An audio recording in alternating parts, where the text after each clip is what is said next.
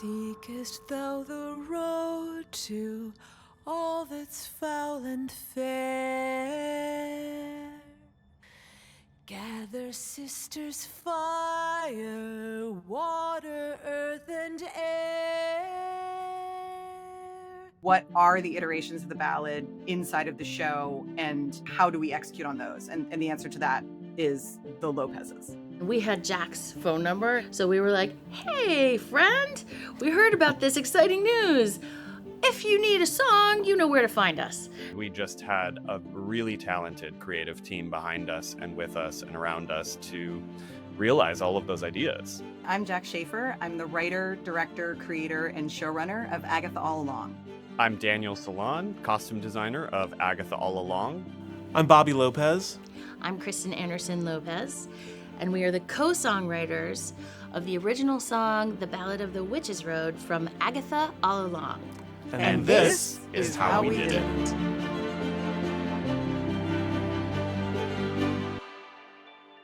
When we first got the job, Jac gave us a list of things that had to be in this song. It had to include the 5 elements.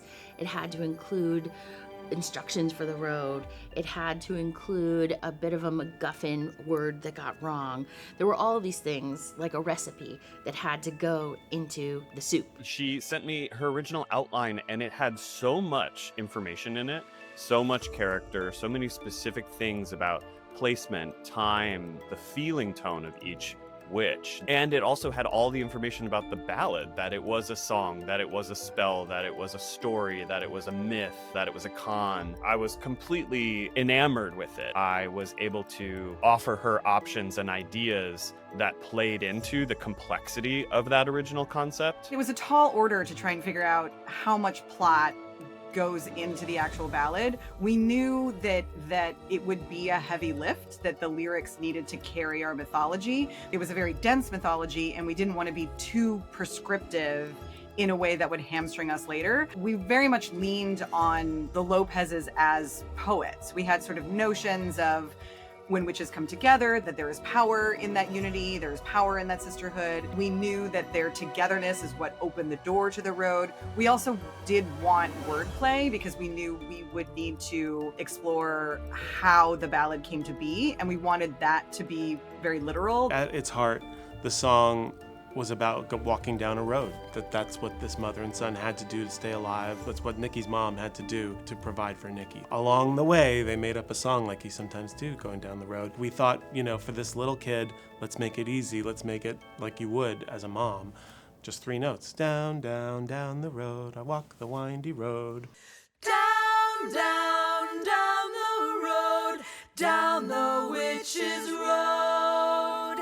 Down, down, down the road, down the witch's road.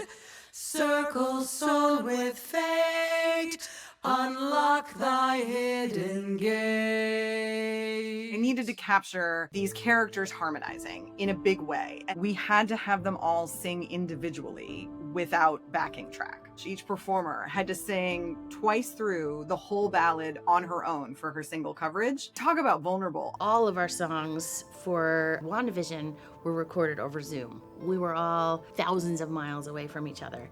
And for this one, the great gift was we got to be in the same room and to get to work for a day with each one of the witches, individually recording each voice and layering them together was really magical. As the day went on, everybody just kept staying. So we were literally building the coven musically before they even stepped on a soundstage. Like the coven was in residence. I really thought we were gonna blow the roof off the joint. It felt more enormous than I think anything I've been a part of.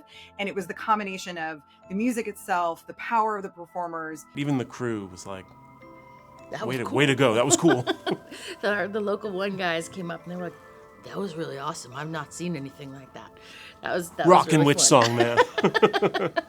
I had ideas that like every episode would have a different main title sequence that was in a different era so that I could see Agatha and her coven be an 80s band, a punk band, and a 70s Fleetwood Mac band. Like I had big dreams, you know, practicalities, and also wanting to have like a tight narrative, sort of reduce that to this idea of the ballad. What we got to do was not just write a song, but write every instance of that song that had ever been written over hundreds of years. Each version had to be of its time. The biggest issue was finding a way that you could believably write a song that would feel universal for each decade and time it was going through.